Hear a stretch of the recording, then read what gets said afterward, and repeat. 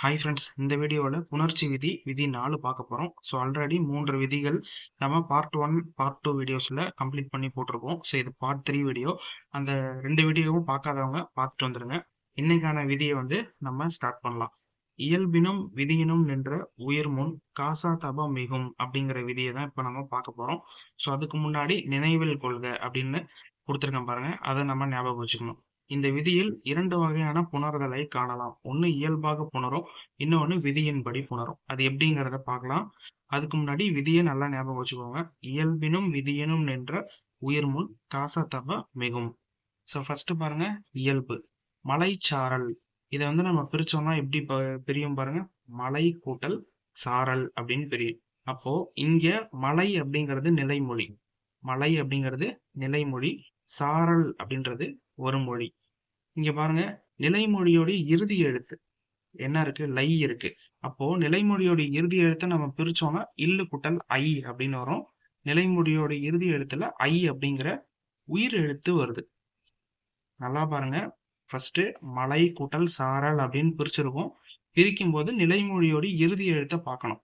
என்ன வருது? இல்லு கூட்டல் ஐ. அப்போ ஐ அப்படிங்கிற உயிர் எழுத்து வந்திருக்கு. அப்போ இந்த இடத்துலதான் நம்ம கவனிக்கணும். விதியை பாருங்க. இயல்பினும் விதியினும் நின்ற உயிர் முன் கசத்தப மிகும். அப்போ நிலைமொழியோடைய இறுதி எழுத்து உயிர் எழுத்தாக இருந்தது அப்படின்னா அதற்கு பின்பு கசத்தப மிகும். உயிர் முன் அப்படின்னு கொடுத்துருக்கோம். நம்ம முன்னாடி வீடியோஸ்லயே பார்த்திருக்கோம். முன் அப்படின்னா புணர்ச்சியை பொறுத்த வரைக்கும் பின் அப்படின்னு எடுத்துக்கணும்னு. ஸோ இப்ப பாருங்க, உங்களுக்கு புரியும். இயல்பினும் விதியினும் நின்ற உயிர் முன் கசத்தப மிகும். அப்போ இதுதான் உயிர். அந்த உயிருக்கு முன்னாடி கசத்தப மிகும்னு சொல்லியிருக்காங்க. உயிருக்கு முன்னாடினா பின்னாடின்னு எடுத்துக்கணும். அப்போ மலை கூட்டல் இச்சு கூட்டல் சாரல். இங்க பாருங்க, இச்சு வந்திருக்கு. க ச த ப அந்த 4 எழுத்துல ஒரு எழுத்தான சாவை நம்ம இங்க எடுத்திருக்கோம். அதாவது இச்சு, மலை கூட்டல் இச்சு கூட்டல் சாரல், மலை சாரல். இந்த இடத்துல உங்களுக்கு நான் எழுதி காட்டுறேன் பாருங்க, புரியலன்னா மலைச்சாரல் அப்படின்னு இருக்கு. இதை நம்ம பிரிச்சோம் அப்படின்னா மலை கூட்டல் சாரல் அப்படின்னு பிரிப்போம். ஸோ இப்படி பிரிப்போம். அடுத்தது மலை அப்படிங்கிறது நிலைமொழி, சாரல் அப்படின்றது ஒரு மொழி. இந்த இடத்துல நிலைமொழியோட இறுதி எழுத்தை பார்க்கணும். உயிர் எழுத்து வருதா அப்படின்னு பார்க்கணும். இல்லு கூட்டல் ஐ. அப்போ உயிர் எழுத்து வந்திருக்கு. அப்போ இந்த உயிருக்கு பின்பு கசத்தப மிகும்.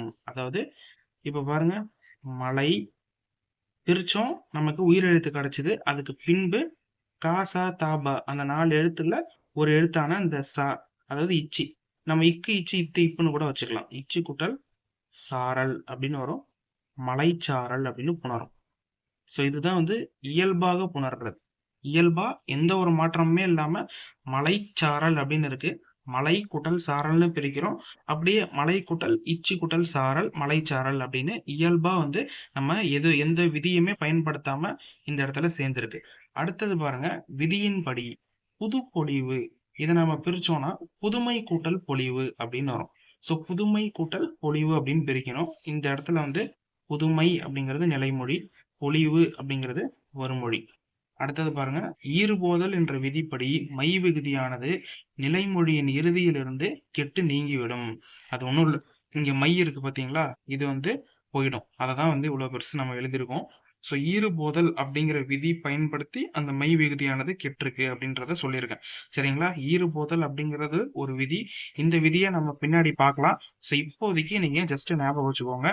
மை நிலைமொழியோட இறுதி எழுத்துல வந்தது அப்படின்னா இந்த ஈறுபோதல் அப்படிங்கிற விதியை பயன்படுத்தி அந்த அதாவது ஈற்றல்ல இருக்கக்கூடிய மைய நம்ம நீக்கிடணும். ஸோ இப்போதைக்கு இதை மட்டும் நீங்க ஞாபகம் வச்சுக்கோங்க. பின்னாடி ஈறுபோதல் விதியை நான் உங்களுக்கு சொல்லித்தரேன் டீட்டெயிலா.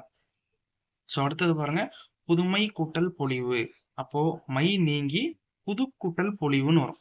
இங்க பாருங்க, புது கூட்டல் பொலிவு அப்படின்னு வரும். இப்போ நமக்கு இந்த இடத்துல வந்த மாதிரியே வந்திருக்கும். புது கூட்டல் பொலிவு அப்படின்னு வந்துருச்சு. ஸோ இந்த இடத்துல புது கூட்டல் இப்பு கூட்டல் பொலிவு. நம்ம இப்பு சேர்க்க வேண்டியதான். ஏன்னா தூவை பிரிச்சோம் அப்படின்னா இத்து கூட்டல் ஊ அப்படின்னு வரும்.